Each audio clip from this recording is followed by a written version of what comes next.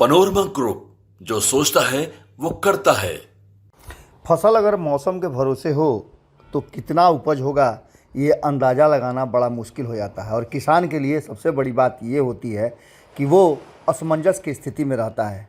बिहार की राजनीति में भी इसी तरह की बातें चल रही हैं और बिहार की राजनीति में जिस तरह से नीतीश कुमार ने आरक्षण का फसल बोया है, इस फसल को लेकर के अब संशय की स्थिति भी उत्पन्न होने लगी है। बिहार के मुख्यमंत्री नीतीश कुमार ने बिहार में 75% आरक्षण का प्रस्ताव रखा है और इस प्रस्ताव को सर्वसम्मत से पारित भी कर दिया गया है। आपको बता दें कि बिहार के मुख्यमंत्री नीतीश कुमार की इस पहल को लेकर के जहां एक तरफ खुशी है तो वहीं दूसरी तरफ मजबूरी भी है कि कौन इसका विरोध करेगा। ये सारी बातें अब समाप्त हो चुकी हैं और 50% जो आरक्षण था, जिसमें 10% और जोड़ा गया था EWS को, और अब 15% जोड़कर नीतीश कुमार ने इसे 75% करने का प्रस्ताव रखा, जो सर्वसम्मति से पास हो गया। इसके साथ साथ जो कुछ भी सदन के अंदर हुआ, विधानसभा के अंदर हुआ, विधान परिषद में हुआ, हमने आपको एक एक चीज़ दिखाया। कल सदन की कार्रवाई समाप्त होते होते तक कहीं खुशी कहीं गम की स्थिति सामने आ गई थी। गौरतलब है कि 2022 में सुप्रीम कोर्ट भी कह चुका है कि 1992 में मंडल आयोग द्वारा तय आरक्षण की 50% सीमा को खत्म नहीं किया जा सकता है। यह कोटा SC ST और OBC श्रेणी के लिए है, जबकि 10% कोटा EWS के लिए है। असल में किसी राज्य में कोटा बढ़ाने की शक्ति प्रदेश सरकार को नहीं है। केवल तमिलनाडु ही एकमात्र प्रदेश है जहां पर 69% आरक्षण है, लेकिन इसकी कहानी बिल्कुल ही अलग है। कर्नाटक में भी चुनाव से पहले कांग्रेस ने 75% कोटे का वादा किया था। वहीं छत्तीसगढ़, झारखंड जैसे राज्यों में अपने कोटे का सीमा बढ़ाने की कोशिश करते हुए मांग कर चुके हैं। यह भी गौरतलब है कि साल 2021 में ही सुप्रीम कोर्ट ने महाराष्ट्र के प्रावधान को रद्द किया था। इसके तहत मराठा कोटा 50% से अधिक हो रहा था। तब जजों ने संविधान के 102वें संशोधन का हवाला दिया था। आपको बता दें कि ये खेल अब कहीं खुशी और कहीं गम वाला तो है ही, इसके साथ साथ अभी बहुत सारी चीज़ें होनी बाकी है। इस आरक्षण के जो फाइनल पंच है नीतीश कुमार ने डाला है, भाजपा के पाले में गेंद तो डाल ही दिया है।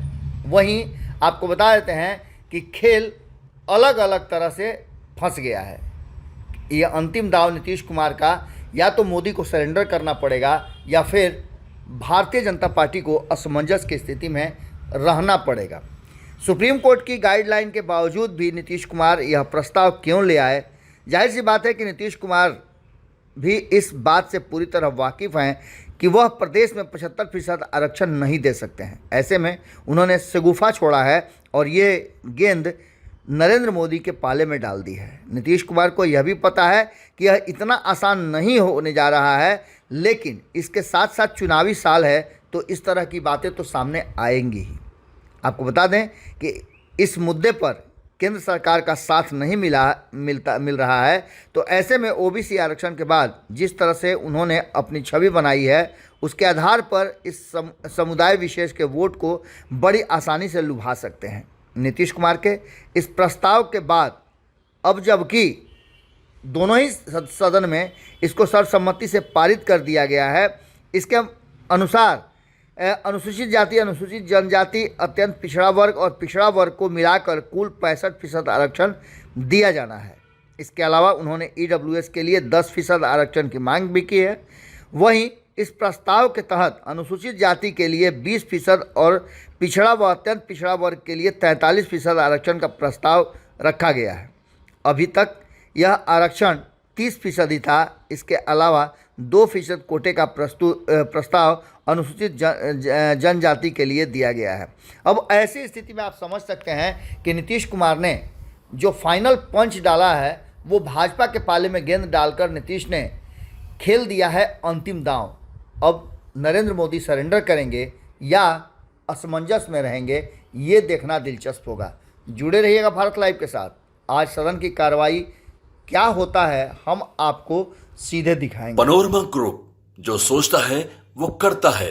अगर ये वीडियो पसंद आई और वह बिहार के राजनीति और बिहारियत से सरोकार रखेनी तो सब्सक्राइब बटन दबा के चैनल के सब्सक्राइब कर ली। ओजे एगो घंटी बा, ओकरा बटन दबा देला से कुल सटीक और मारक खबर रुआ मुफ्त में मिल जाई।